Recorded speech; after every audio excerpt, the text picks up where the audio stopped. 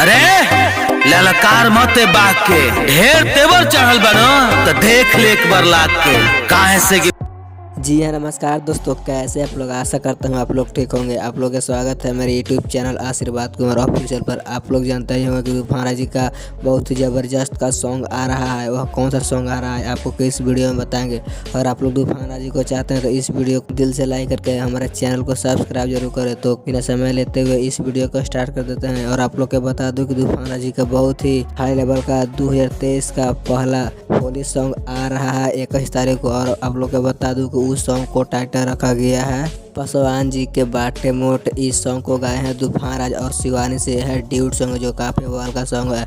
और आप लोग को बता दूं कि इस सॉन्ग को लिखे हैं राइटर सोनू संगम जी। और म्यूजिक की बात की जाती है, इस सॉन्ग में म्यूजिक दिए हैं जेपी तिवारी जी, जो काफ़ी बवाल का म्यूजिक देते रहते हैं। और आप लोग को बता दूं कि इस सॉन्ग को 21 तारीख को रिलीज हो रहा है तूफान राज ऑफिशियल यूट्यूब चैनल के माध्यम से। तो आप लोग इस सॉन्ग को जरूर सुनो, जो काफ़ी बवाल का सॉन्ग है।